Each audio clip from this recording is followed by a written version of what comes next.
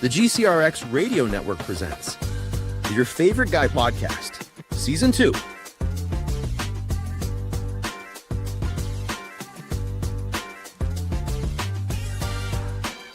Good evening. Happy Monday. It's Monday. And it doesn't suck. You know why it doesn't suck? Because it's you and it's me. And it's the Your Favorite Guy podcast. Brian with a Y, your favorite guy. How are you today? I don't know if you guys can see this, right? Like I sneezed entirely too hard yesterday. It was last night. It was a long weekend. It was a good week, a great weekend. It's a long weekend. I sneezed too hard and I ended up, I don't know if you guys can see that. I like ruptured something in my eyeball. It's all red. Like I think I popped a blood vessel. You got punched in the face, don't lie. I wish I had a cool story like that. I mean, listen, you at least had an opportunity to tell a cool story like that and you missed it. You No. Because it's like then the rest of the eye would have to be discolored in some way, shape, or form. And it's what if they got a really little fist? A little fist? Yeah. Ooh, you know what? I was like some little munchkin gnome or something just jacked you in the eye. That could work. Right. So that, then it just catches your eyelids and those aren't going to bruise up real bad. That's true. That's true. Missed opportunity. Yeah. It is what it is. In any case, happy Monday. It is Monday. What is today? The 15th? Yeah. Season 2, episode 2. We're talking life insurance awareness.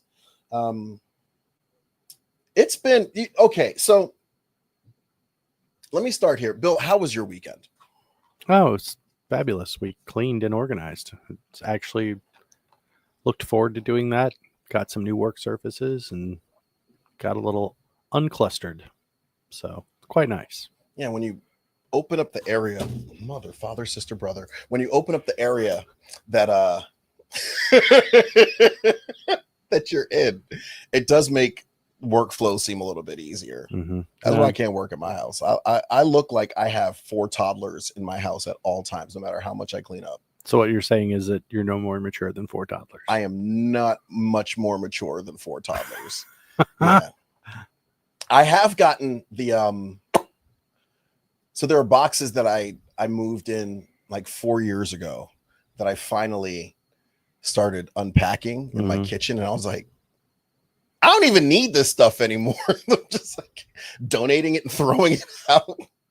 Like, oh hey, yeah, this is what is this? I don't know. I don't think I need it anymore. So we're just gonna toss that to the side. But it was a good weekend. I went down to went out to Kansas City for the weekend. A few times a year I go out there on business, and it was just a really great opportunity to network with some people, see some old friends, some business friends. It was fantastic. I found myself, I don't know exactly how it happened. I got a chance to meet one of my heroes in business. His name is Collis Temple, the third. And we, for the evening session, ended up wearing the same thing, which was super cool. Or the same style thing. He looked so much cooler than I did.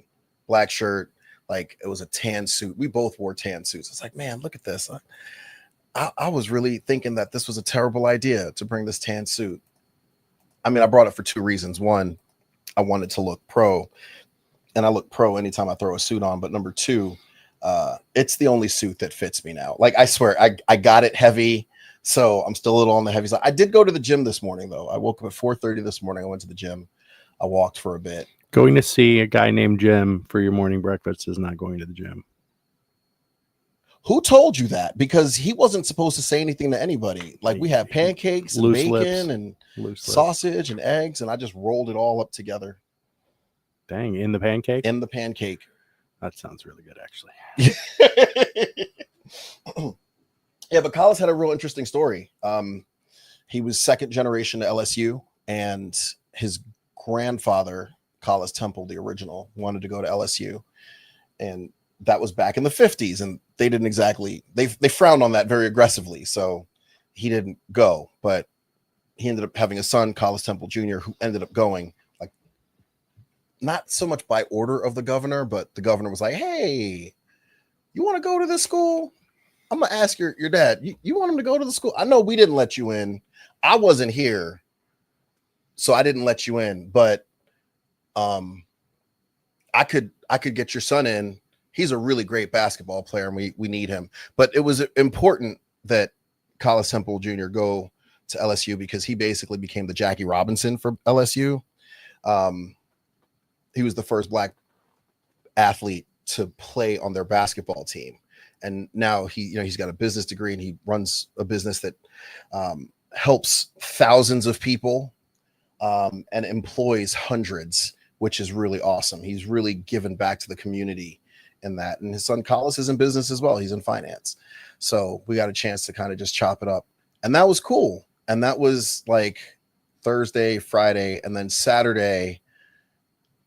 And one of the craziest things, I left there in Kansas City. It was actually Independence, and I drove south for a few hours and ended up in Oklahoma for a wedding. And it was a beautiful wedding. Kyle and Kaylin. It was less of a wedding and more of a, oh, hey, we got married during COVID and nobody was there. And now we get the opportunity to get some people. So, hey, you want to come to my wedding? And I was like, absolutely, bro. So ended up going to the wedding, and he looked so smart in that suit. It was like, I want to say it was like a maroon suit with like, it was a 3-piece. And I'm going to say this, if you've never worn a 3-piece or owned a 3-piece, that as a guy is a must. You got to get it. Like, dudes in 3-piece suits, like, they walk with a different level of, like, it. I don't know. It's kind of like you watch The Kingpin, right? And it's like, we're here, like, for real. Yes, we're here for real. So that was great. And then on the way back yesterday, I went to Buc-ee's, and it was the first time I had ever been to Buc-ee's. And I see the appeal. I see what you guys are saying. I wish I would have known, because I would have asked you to pick me up some jerky and some of their round sour candies. So my bad. We did text Amy, and we asked, hey, they got pickled quail eggs, and she was like, absolutely not. She did not inform me that you were at Buc-ee's. Bro, I am so sorry. Yeah. The last time I was there, we were in Atlanta, and it was wonderful. So yeah. I see the appeal of Buc-ee's, though. Like, it is, and what was crazy about that is it was off 44. I don't know how far from Oklahoma into Missouri we were, but it was off 44. And like, as they were kind of like, this is one of the smaller ones. Mm-hmm.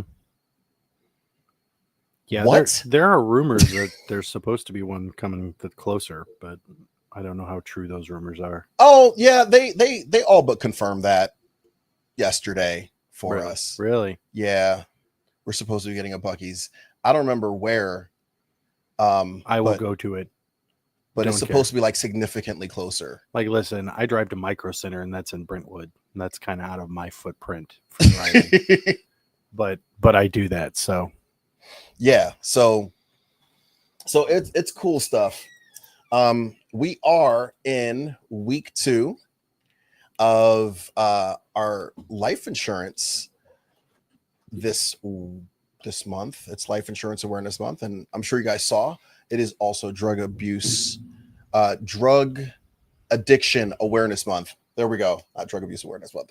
In any case, so we have a special guest named Jack. He's going to be here talking to us about that, and we're going to have a great conversation. But I'm going to start as we have been starting since season 2 started last week, with a little bit of finance in life insurance. So last week we talked about just the basics of insurance in general. This week we are going to talk about one of the types of insurance, permanent insurance. Okay, I'm going to pull up my slides here, and I'm guessing you guys see the slides on the screen. In any case, so the way that insurance kind of breaks down, it breaks down into two parts. You have your permanent insurance and you have your term insurance. Based on the level of permanent insurance, and this is just an overall permanent, because there's cash value, there's index universal life, there's several. I'm getting ahead of myself. Let's just go. Start the slideshow for yourself, Brian. Cool. So here we go. So permanent insurance, whole life insurance specifically, the way that it works is, I wish I could say it's simple, but it is not. So I'm just going to tell you how it works. We're going to do a deep dive into cash value whole life insurance today. Go to the next slide. And this is how permanent, these are permanent insurances just in general. So last week we spoke about the basics of insurance. Today we're going to identify specifically permanent types, cash value whole life, which we will call CVWL. That's just how I'm going to have it up on the screen. Universal life, UL, variable universal life, VUL, index universal life, IUL. And those are the main types of permanent. There's like a guaranteed universal life. And I'm like, okay, that hasn't been sold in years, but it is what it is. For now, we're just going to talk about the cash value whole life insurance. By the end of this, my intent is to tell you how it is, the ins and outs of cash value life insurance, and just kind of educate you, because that's what I'm here for. All right. Once again, here's the disclaimer. The information is for educational purposes only. In no way, shape, or form is this a means of solicitation or to tell you that you should do this or you should do. I'm not giving you advice here, okay? Even though I am a licensed agent, you should talk to your licensed agent. This is not legal advice. If you would like more information, feel free to contact the show. There it is, the yfgpodcast@gmail.com. Feel free. You can put it in the notes, comment section on YouTube if you're watching on YouTube, on Facebook if you're watching it live on Facebook, or the recap broadcast. Either one, it doesn't really matter, but feel free. So here's an overview. Some of the elements of whole life in general did start in the 1970s. It was actually between like the 1940s and the 1970s. 1970s is where it really took off.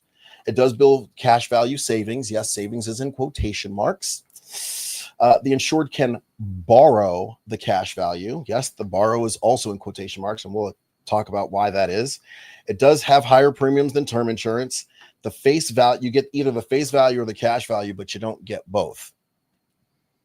And there's one thing that I'm thinking I didn't add that I will add lib and tell you about when we get to that section. Compensation for agents is typically about 150%, and upon maturity, the face Part one, we're going to break it down. In the beginning, there was term. Like, that's really what it is. There was term insurance, and then somebody said, you know what would be great? If you could save money in your term insurance policy and make it a whole life thing, and you could just have it for the rest of your life, and we could do it like that and be a whole life insurance. And it does last for what? Your whole life. It was very prevalent in the 40s to the 70s. Prior to that,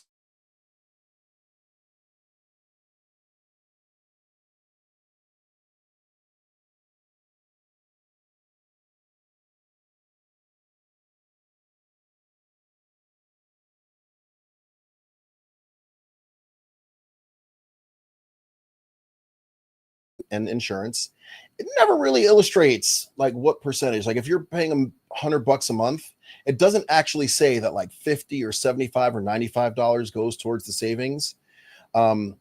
Typically it earns about 2 to 4%. I've seen it as high as 5, but once again, we don't know how much of your premiums are actually going towards the insurance. Cool. You can borrow against it. It says here, borrowing is not much better than begging, just as a lender lending with interest is not much better than stealing. There's a lot to unpack there. We're not going to, but that's a fun little quote that I found. The insured can borrow the cash value, usually for the first 2 years of a whole life insurance policy. There is zero cash value to be borrowed. And it's a bit of a bother because if you run into a trouble, it's like, well, I need money. Well, yeah, you can't get it from us. That doesn't exist. If there's no money in there. Well, what am I paying all this money for? We'll get to that. There's no chance of overdrafting because the max amount that you can withdraw literally is whatever is in there minus servicing fees. So if you got $500 in there, you want $500, probably need like $550 or something like that because there's a servicing fee. The money that is borrowed is usually paid back by the person who borrowed the money at a tone of 6 to 9%. That was a little weird because the previous slide, I talked about how you earn about 2 to 4% on your savings. But if you were to borrow the money, you've got to pay it back at 6 to 9%. It's not like a 401k program either. Like if you borrow, Bill, am I right? Like if you borrow from your 401k, like you actually have to pay that back and you pay the interest to yourself, right? Yes. Right. It's not like that at all. You just pay it back. Well, who does the extra interest go to? It goes toward the insurance company. So that's why the whole borrow is in quotation marks, because you're borrowing your own money from an institution that's charging you to borrow your own money. You have to pay it back with interest to like you're not really borrowing anything. It gets more complicated, believe me. And the best part is any money that is borrowed and not paid back upon death, that money just comes out of the face amount. And we'll get into what that looks like specifically. Let's talk about the premiums. Money, money, money, money, money. I think that's as far as I can go without having to pay royalties, right? Probably. Probably. Okay, cool. You know what song it is. Play it for yourself in the background. It typically has higher premiums. Premiums are higher because the product there's more involved in this product. The premiums are split between insurance and a savings vehicle. Now, imagine if you will, and I think I might have used this as an example before. If you wanted chocolate ice cream, right? Let's say you wanted ice cream, you and somebody else wanted chocolate ice cream or wanted ice cream. You settled on chocolate ice cream, but you got Rocky Road.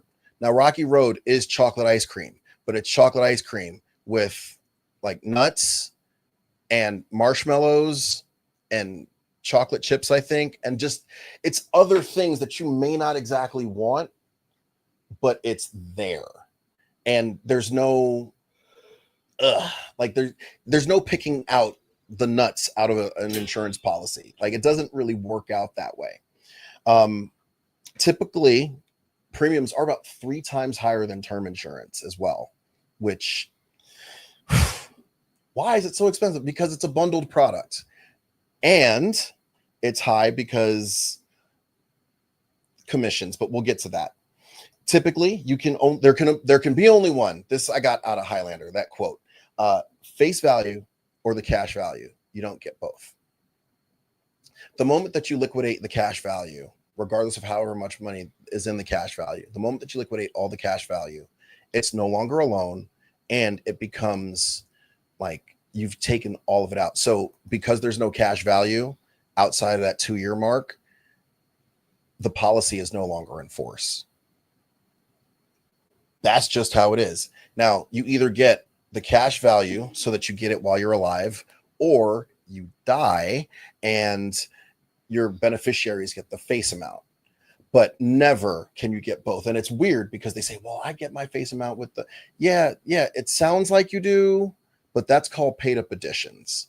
And with paid up additions, the way that operates is you pay extra premiums so that whatever is supposed to be in the cash value gets added to the face amount. So all you're doing is actually just buying a higher face amount. That's it. You're not getting both. You're just getting more coverage. And if you want coverage, this is not what you want in terms of insurance, because it's just complicated. And we'll see that in the next couple of weeks when we go over term. Now, whole life is 85% confusion and 15% commission. I saw that quote. I got it offline. I thought it was real funny that was it, because I feel like it's more 75, like it's very confusing and the commissions are really high. For agents, the commission on a whole life insurance policy is typically about 150%. What does that mean? Let's put numbers to it. If your premiums are $100 a month, and this is how all insurances work, they take that $100 a month, they multiply it by 12 because they're 12 months in the year. That is your annualized premium. That annualized premium is then multiplied by 150%. 100% of 1200 is 1200. 50% of 1200 is 600. So 600 plus 1200 is $1,800. So the insurance agent will get about $1,800 to do this job when they could have given you something better for your family. They would have, but the insurance industry penalizes them for doing that because you sell term, it's about 40% commission, which is insane. Typically, if you sell whole life, you can't sleep. And if you sell term, you can't eat. I heard that when I first got involved in the business and was like, so how do we do it? And that's a story for another time. But ultimately, the commissions usually pay out about 50 or 60% up front. And then over the course of 10 years, they pay out 10 years, they pay out 10% a year until the whole thing is paid off. And then that's it. So these insurance companies usually, in order to make it profitable, have to, like, the client has to keep the plan for like 10 to 15 years, and then it becomes profitable for the insurance company. Now, last but not least, and in this corner, upon maturity, the face amount is paid to the insured. Maturity is when the insurance company has deemed that the policy itself has run its course. I've seen them go for like your whole life. Well, when do they determine when your whole life is? Well, age 100 is what it used to be. I'm now seeing in the field age 110, 120. So you got to live to 120 years old in order to get whatever the face amount is. And if the face amount's 100 grand, total, I'm 43 now. So in another 76 years, 100,000 isn't nearly the same amount of money as 100,000 like then as it is now. Like it just isn't. That might be starting salary for a teacher in 75 years, but it's definitely like it's worth more now than it is then in the future. And that's just kind of where it is. So yeah. Story time. Let's tie this whole thing together. Last two slides. I know this because I did this earlier today. Let's make this make sense. You have an insurance policy that's worth $100,000. That's the face amount. It's for a typical 30-year-old male. Okay. The premium is a non-smoking male. There we go. The premium is about $100 a month. So the commission is going to be what I talked about before. At the 20-year mark, the amount that is saved is about $24,000. This is usually, and this I'm using this usually, whatever the monthly premium is, times 12 months, because that's how many months in a year, times 20 years, it's about $24,000 is what's saved. So after 20 years, this policy is paid for itself. If you think about it from that perspective. Unfortunately, the events that trigger from this event, if the client dies, $100,000 is paid out. Well, what if at that 20-year mark, you've got $24,000 and the client dies? How much should they get? You figure 100,000 plus 24,000 should get about 124,000, right? Does not work that way. It's the 100,000. It's whatever the face amount is. It's 100,000 is what the face amount is. So even if they were to give you back the 24,000, that means they're really only on the hook for like 76 grand. So you don't even have a $100,000 life insurance policy, It's just, and if they do give you the 100, they still keep the 24. So they're only still on the hook for $76,000. So that's that. If the client borrows 10 grand at that 20th year, right? And then they die before they get a chance to pay that money back. Well, they're going to keep $10,000 out of the $100,000 that you owe, or that they would owe, and the beneficiaries get $90,000. That's just it. There's nothing more, nothing less. If the loan is bigger, they keep more of it. That's just how that works. If the client does live to be 100 years old, assuming that there are no loans and the cash value is intact, then the insured is paid $100,000 in cash, because at that point, the cash value and the face amount become equal, and the insurance company just gives it to the to the insured. And that's it. That's it. That's what I've got for you guys. If you have any questions, once again, feel free to kind of just like pop in the comment section. Yeah, it's a super important quote. We can just skip that because there's nothing left. From an expert, no less. I was looking for something. I was like, okay, we're good. But yeah, so that's how cash value life insurance works. In the field that I'm in the company that I'm in, I've been told that I learned that it wasn't cash value life insurance. It was trash value life insurance. And that's a little bit more appropriate. So next week, we will talk about the universal lives, the variable universal, the index universal, and the, universal, variable universal, and what's happening now with the index universal life. And that's what we got next week. And then the following week, we'll talk term and how this works for you. So yeah, that's it. Moving on. So we've covered Life Insurance Awareness Month. We're also covering Drug Addiction Awareness Month. And what's really kind of cool is every now and again, you guys see the show and you give me a great idea. And I'm like, ooh, that actually would be a great idea. We do need to shed some light on this. And today I have the esteemed pleasure of introducing Jack. Jack has asked not to be put on the screen, so we're not going to show Jack, and that's fine. But we're going to have an open dialogue and a very great conversation about addiction, how it started, how to kind of like avoid the triggers, like relapsing, all that stuff. We're going to talk about it. So, Granite City, all of you guys who are watching all across the globe, I would like for you, and by all across the globe, I mean like literally, it's like Barbados. Like that's just where my family is from, Jack. I would like for you guys to give a warm welcome, your favorite guy welcome to Jack. Yay! Well, Welcome to the show, Jack. Thank you. I know you got caught in a little bit of traffic. Thank you for making it. No problem. I hope the trip wasn't too terrible. No, never. Just idiot drivers on the road. Typical. You know, one of the things I saw coming back from Oklahoma was it was a 2-lane highway. I was on my way to Oklahoma. It was a 2-lane highway, one going, one coming. And like 2 miles out, they had put up this, hey, there's an accident. And I'm like, I don't see anything. And I kept going, and like a mile later, it was like, yeah, it's going to go down to 1 lane soon. And I'm like, huh?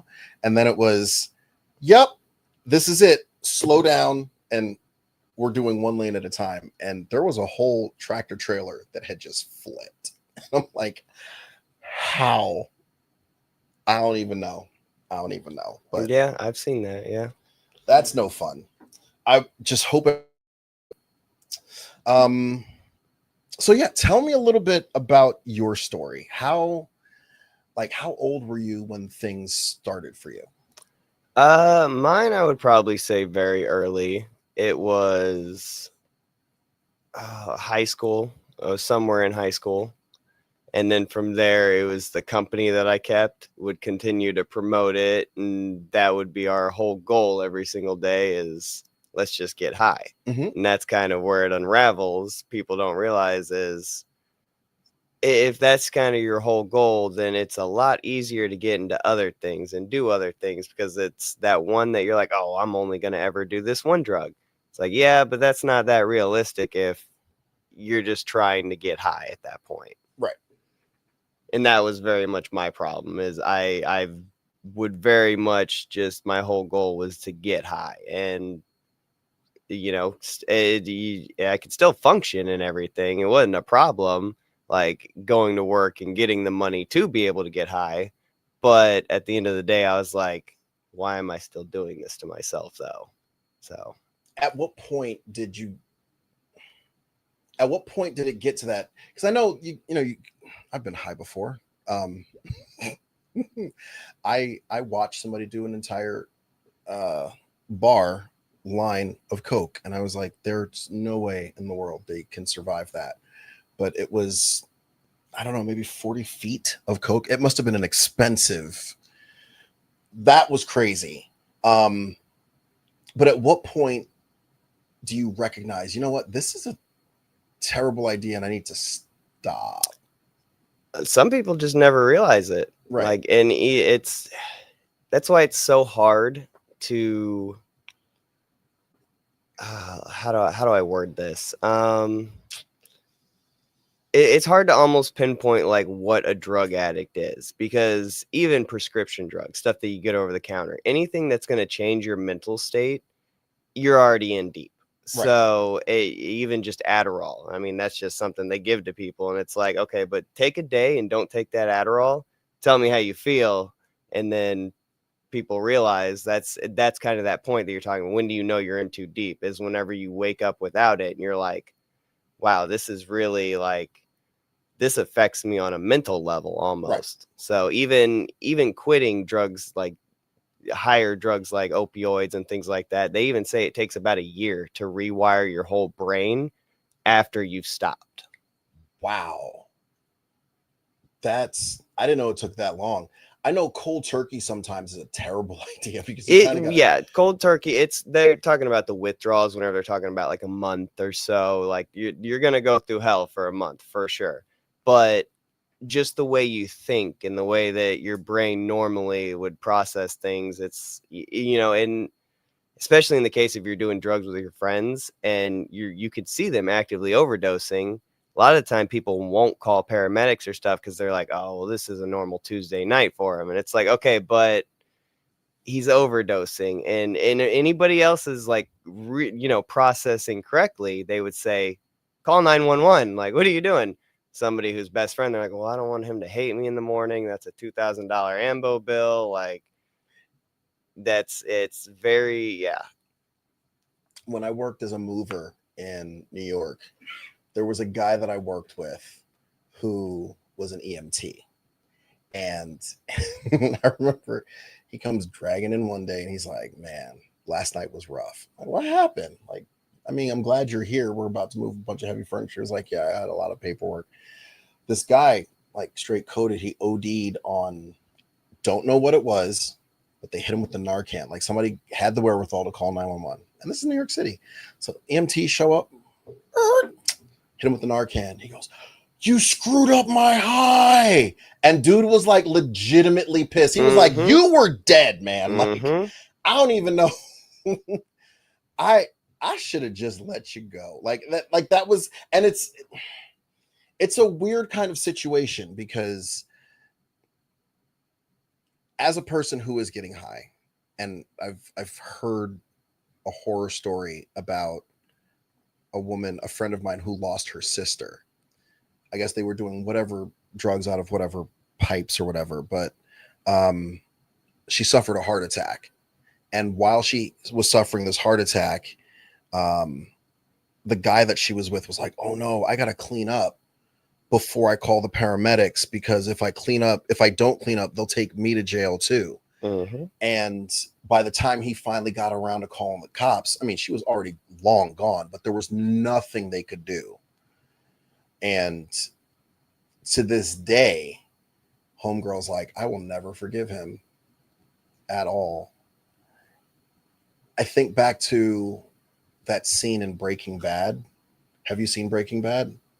Yeah, pieces. Bits and pieces. There's a scene where Jesse Pinkman, he's, circumstances being what they are, Walt and Jesse are making meth. They make the best meth in the Southwest. And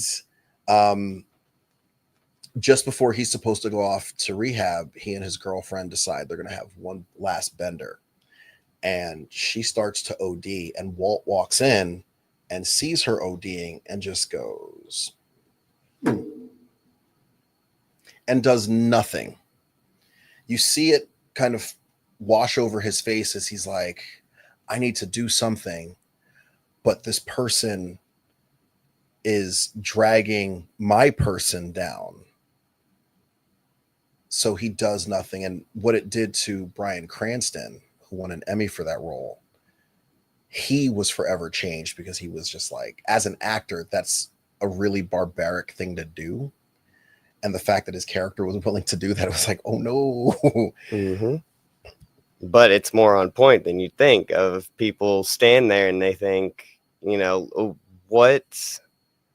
how is this going to affect me? Or how is this going to, is shit hit the fan if, like you said, paramedics come in, that one guy was cleaning everything up." It's very much drugs changes that. Now I know for him that was kind of a role, and that Right. was, to help the plot and all that. But there are more people that do that, where they just stand there frozen, just thinking like, oh, well, if I do call, what is this? Or if the like, say it's like a buddy's girlfriend, like, oh, well, should I save her, or is this the reason why he keeps going back to drugs?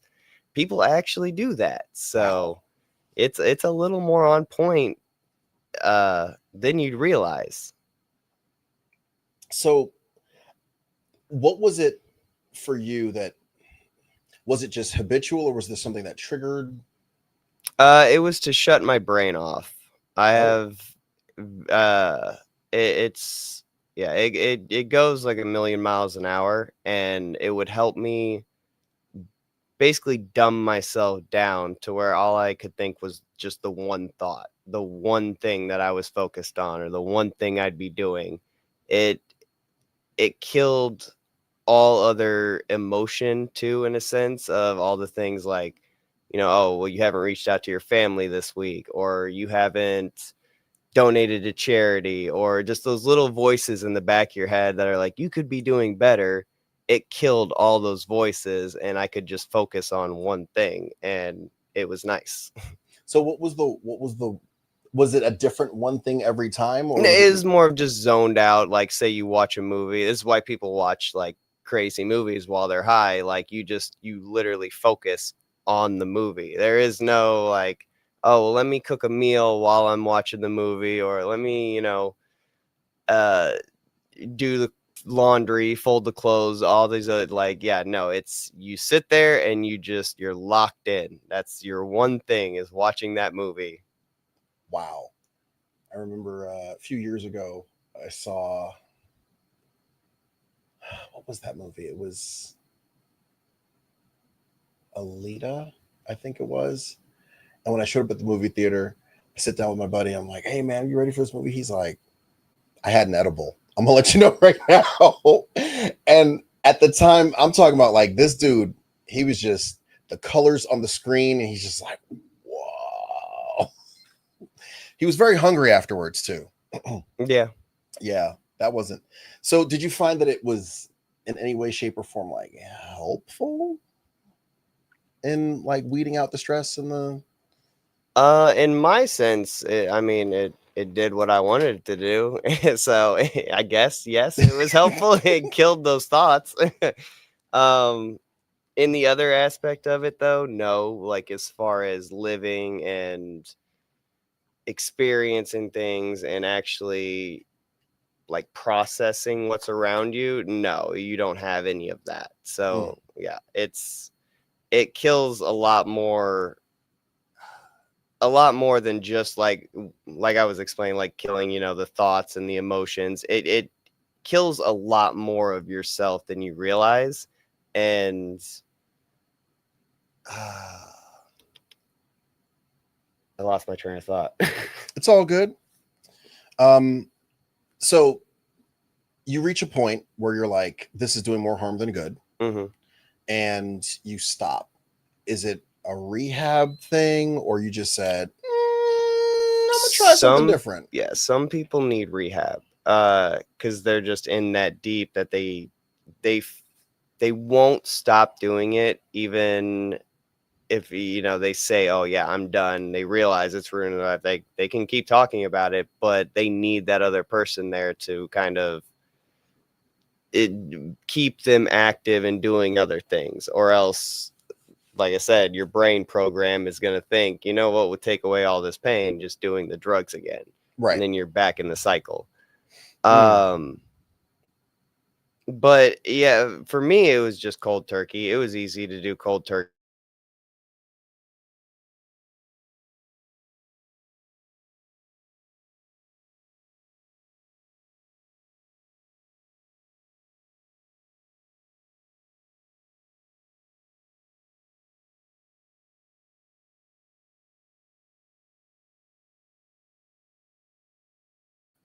man.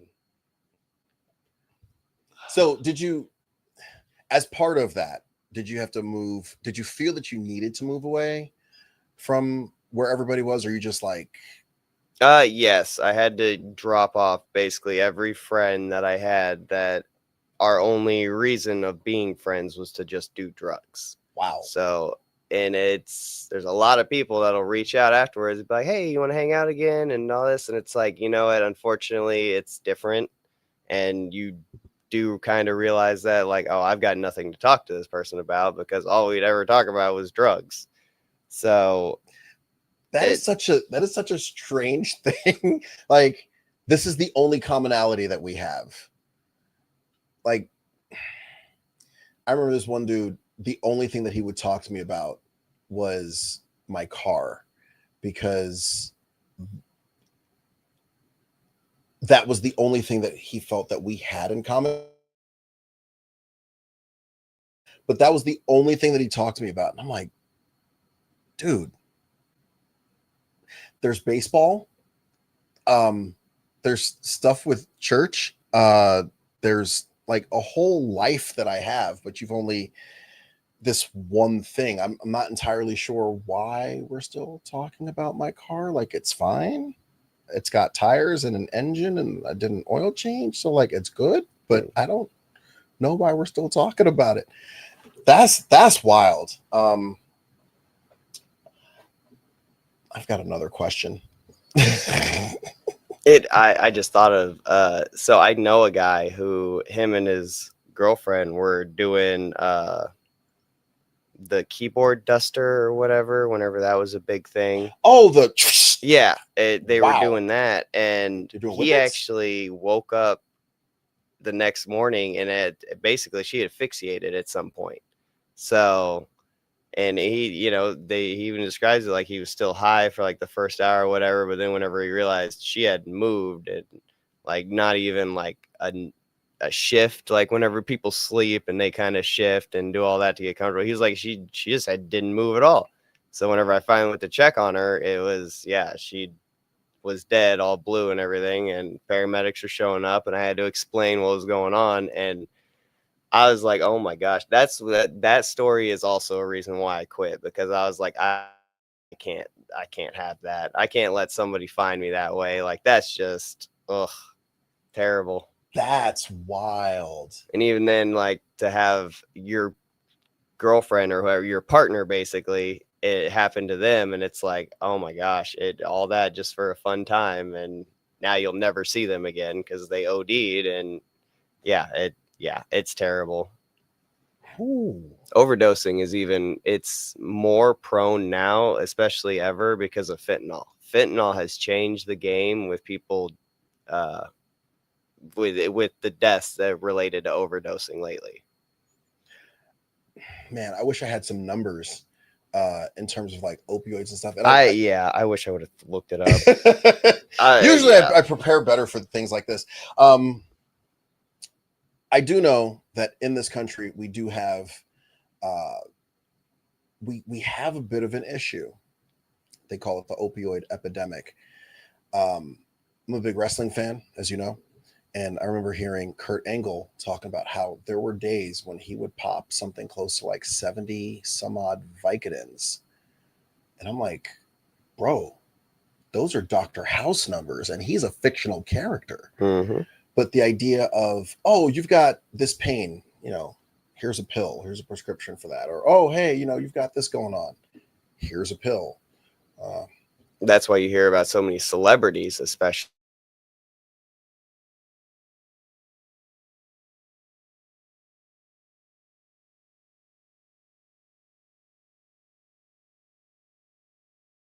repercussions happen, that it comes to the limelight to the public, and it's like there is no shortage of celebrities that have drug addictions and things. So like you said, popping the 70 Vicodin a day, and that was his normal. Mhm. Everyone's like, hey, this will take your pain away. All the peers around him, others famous people, they're like, hey, body hurts, pop another Vicodin. Mm-hmm. So it's especially easy for them to get drugs like that, but they just go to the doctor, and the doctor's like, hey, I know you. Yeah. And the wildest thing is, he won the 96 Olympics. That was almost 30 years ago, as he says, with a broken freaking neck. Yeah, I get it. We get it. Intensity, integrity, intelligence. We get it, Kurt. But he was actively, as a professional wrestler, doing moonsaults, jumping off ropes. He was suplexing people. He was taking all types of going through tables. I remember there was one match where he unintentionally and involuntarily went through a table. The setup was he was supposed to take this move on the table, and when Triple H started the pedigree, the table collapsed under both of them, and Trips was still holding his arms, and concussion. And it's like, oh, well, that kind of takes the pain away. You don't really feel anything at that point. But the idea of continuously, he went back in the match and finished it. It gets crazy. After Matthew Perry passed away, I decided to read his book. And he was very proud of the fact that he was in recovery, and he said he didn't want to be known for friends. He wanted to be known for the things that he did outside of TV. And I remember seeing him a few years before he passed, just smoking a cigarette on 43rd Street, just off 8th Avenue. And he looked so rough, and he looked like the shell of the person that I knew, Chandler Bing. And it was just like hearing him, because I audiobook everything, hearing him talk about addiction, and it's that thing in the closet, that it's that monster under your bed. It's that thing that you just can't shake, I guarantee any drug addict that's in recovery or any of that, they'll tell you they wish they never started. But another thing that they'll tell you is they stop too late. They never. Everybody always says while they're on it, oh, I've got it under control, I can stop whatever I want, and da da da. Sometimes they do. They quit cold turkey, but there is always a moment that makes them do that. And even all of the years, all that, that I guarantee not a single one would tell you oh, I'm glad I stopped when I did, and not if it's not, oh, I would have, wish I never would have started. It's, I wish I would have quit a lot sooner. I let it go on for way too long. So even once they do, like you said, you're listening to them, and it's the, it's the shell of a man of how he used to be. It's because drugs formed his mind and put him in that happy area and everything. And then whenever he got out of it in recovery, he started seeing man, I let that go on for way too long. Yeah. The book, if you haven't read it, starts with him saying, he's telling a story of how he was almost missing. He had done so many drugs for so long, and he got really constipated. And his impacted bowels exploded. Just, he said it hurt. He was in a sober living house. They were like, oh, you just want the drugs? He was like, no, it hurt. And then as he was driving, as the person who was with him who was driving to the hospital, he said, this is the part of the story that becomes a biography and not a memoir, because I have no recollection of any of this. This is what was told to me. And I thought, the only time that's ever happened to me is when I had a concussion. Right. Imagine you die because your bowels explode. Yeah. And everyone's like, oh, you just want the drugs. And it's like, no, I'm legit in pain. Ooh. Literally full of shit. Yeah. Too soon? Yeah. My team's like, dude, no. But yeah, I can't possibly imagine what that would be like. And I don't know, it's been forever since I've been constipated. I can't tell you when the last time I was constipated was, but I don't know. So what was, if you're cool with this question, what was your tipping point? What was the point that you said, yeah, I'm hoping it wasn't Anything too crazy? God,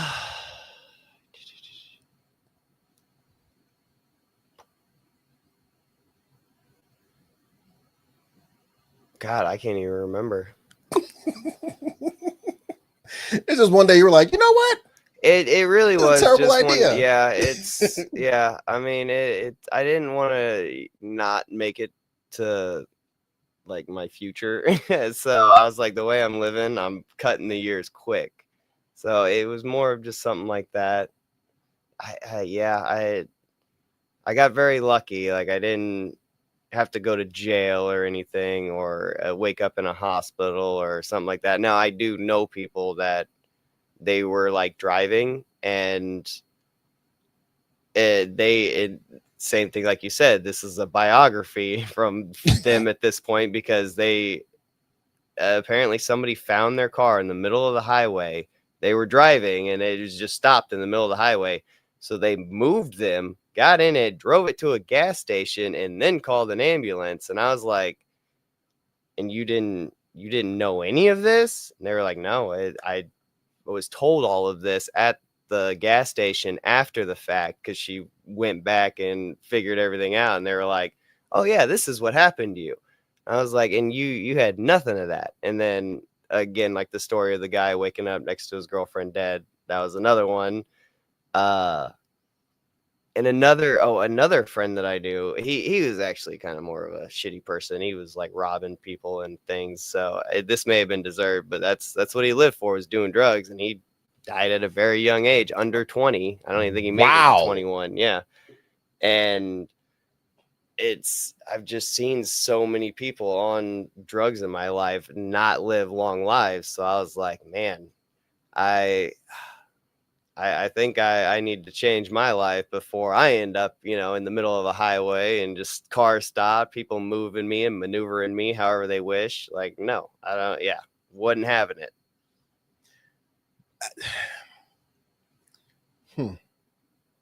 Transitioning. Your habits, your routines, recovery. How's it going? Yeah, good. I mean, for me, I struggle with finding other things to do. Like I said, with the whole rewiring your brain, especially for the solid year, maybe even 2 years, I could not find things to do outside of, the things that you're supposed to do as an adult. You go to work, you, whatever things, grocery shop things. Yeah, no, not even hobbies, because I couldn't find. Yeah, I couldn't even find hobbies that I was interested in. So, like you said, bowling. I could go bowling, but even as I'm sitting there bowling, I'm like, I'd rather just get high right now. I would very much just love to be able to zone out and watch a movie. And I'm sorry. I was like, I know it's not funny. Yeah, it's hilarious, but it's just like, though. Like it'd be better than this. Getting stoned right now. Yeah, and that's where I struggled with how long it took me to actually quit, because I'd always like say, all right, I'm gonna stop, but then I'd pick it back up, because I found out my only interest was getting high and being alone. So I had to keep waiting and keep waiting, let my brain rewire itself and say, hey, you can enjoy doing things with other people, right? You don't have to just like getting high all the time. And I'm like, well, damn, I guess if I'm going to grow up and make it to these further ages, I got to do something about it. I mean, that's fair. But yeah, I still to this day very much struggle with finding other things to do, because that's just one of my personal loves, was getting high, getting so high to the point that I could just pass out and not worry about anything else in the world. But there was that will to live. But the will to live. My pride as a Saiyan wouldn't let me like just go down not fighting. That's really cool, though. I'm very pleased for several things. Number one, that I get to know you, that you lived long enough that I get to know you. Number two, that we had a chance to develop this friendship. I know it hasn't always been easy, but it sure as hell's been worth it. I like the idea that I can reach out to you every once in a while, and it's like, it might take a day or so, but because you've found things to do, But to be able to, ask you what's up, and you're just like, hey man, yeah, all right, cool. And we can talk about stuff like that. I'm being so vague right now because I feel like I need to be, because we have so much fun when we do talk. It's like, all right, cool. So what is one lesson that you've learned about yourself during your recovery? That I really like to get high. What? I mean, that's what we just said, so that's what popped into my You're head. like, yeah, Yeah. But what keeps you from doing that now?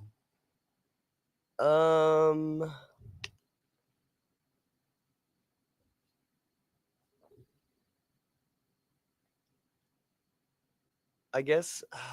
Oof. Well, I know what keeps me from it now, so I won't say that. But Yep, we talked about that, which is great, by the way. I guess what kept me from it in the moment, because that's the real hard part, is like once you're through, you're through. But at the beginning, it's the hardest thing is, like you said, keeping away from it. It was that deleting every friend that I had, every person I talked to, every even like if I had secret stashes in the house, those have to go in the toilet. People that you keep around as company, if they're going to do it, like you have to make that decision of, all right, I'm going to separate myself from this kind of life. So that's what kept me from doing it, was separating myself completely from that life. And yeah, I found out that I had a lot of people that was just drug related, and by the time coming out of it, I think I have one friend from high school, because I started this in high school and everything. So yeah, and now out of it, I have one person that I talk to. So you had to like rebuild your entire life. Pretty much, yeah. Oh, and even and it probably didn't help coming to St. Louis. I hate to say that, but like I lived in a small town, but then coming to St. Louis, it's a lot easier to get in trouble in St. Louis because you're not looking for it, but everybody else is looking to put it on you. A lot of people want to project their problems with another person, so then you get roped into it. And yeah, I realized I was like, even I was projecting my lifestyle, and other people had come around. I'm like, oh, well, yeah, do drugs with me. And they do drugs with me. And then that's all we would do. And I'm like, yeah, we don't do anything else, do we? Want to go get your movie? Want to get high first? Like, oh. Yeah. Let's go play video games. All right, roll a blunt. Like, oh, okay. I have one friend who he's now 10, 11 years sober. And he said one of the things that he enjoyed doing while he was high is he would go with his girlfriend to Walmart. They'd pack a cart full of just stuff and then just leave it. I was like, bro, what was the point? He was like, well, you do stupid things when you're high. Like that was just his only answer. I was like, and he's not wrong. Okay. You legit think differently on drugs. I remember, and I'll tell you this, I did coke once, and it was so great, I decided that I could never do it again because it was such a wonderful experience to me. And I know I've got an addictive personality. You're a creature of habit. So yeah. So I knew, I was like, I told the dude who did it, I was like, that was great. You can never let me do this with you ever again. And he was like, sure, no problem. That is not a problem at all. I was like, okay. So that was it. I never did it afterwards. Never did it again. I was cool with the one time. I can say I had the one experience. I lived through the one experience. There was a dude who he was in my neighborhood. We call him Crazy Billy. And he wasn't crazy initially. He was Colin. And he had to do some time in rehab because somebody gave him some stuff that really turned him out. So he was away at rehab for a while. He came back from rehab. And that's when we realized he was a little off. Fast forward, somebody gave him some stuff. He decided to do it. My mom tells me, hey, He died last night. They gave him something real powerful. And I just remember thinking, geez,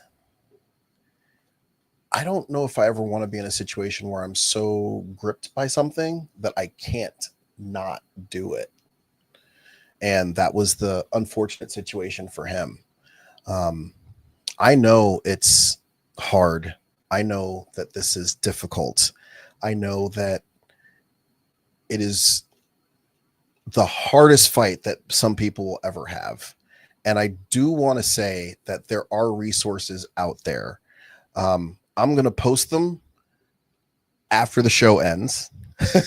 I will say Uh-huh. especially in the St. Louis area, the best resource for anybody dealing with drug addiction, if they're female, is Queen of Peace.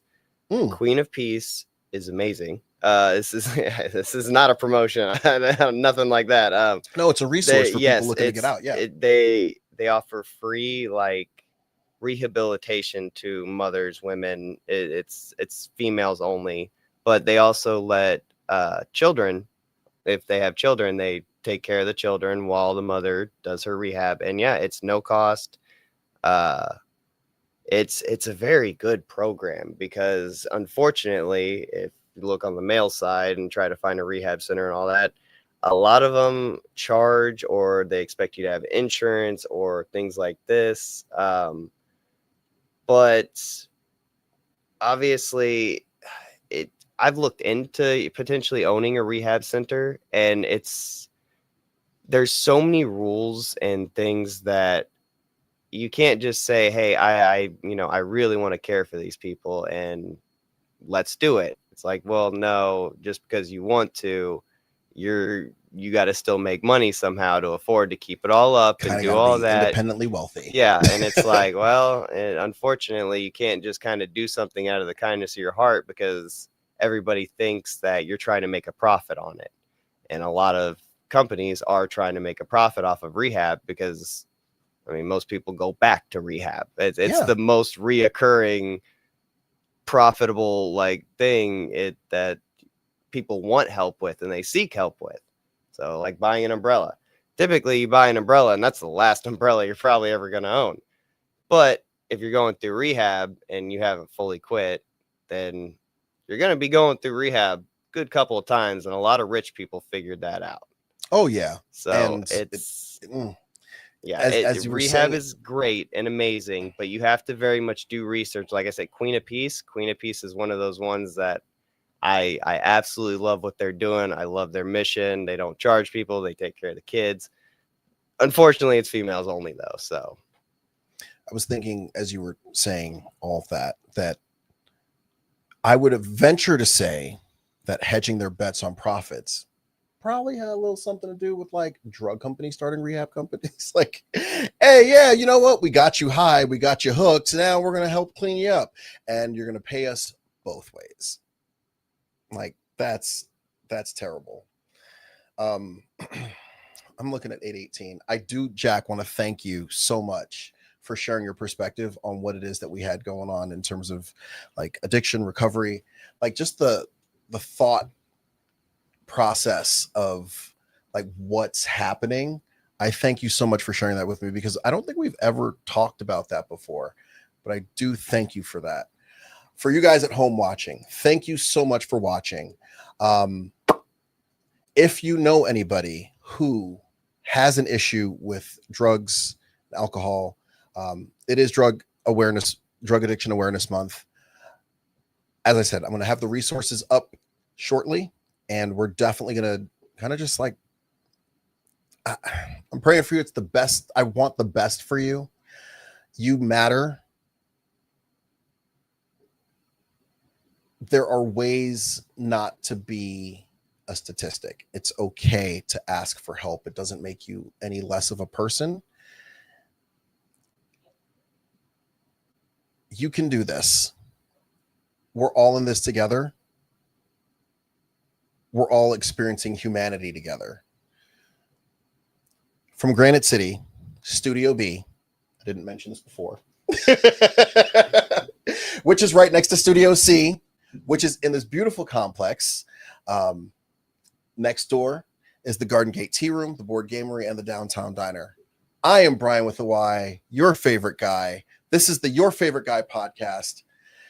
Thank you for watching. You're awesome, amazing, and fantastic. And don't let anybody make you feel different. See you next week. The Your Favorite Guy podcast is a proud member of the GCRX Radio Network. To feature your organization or business on the show, contact us on Facebook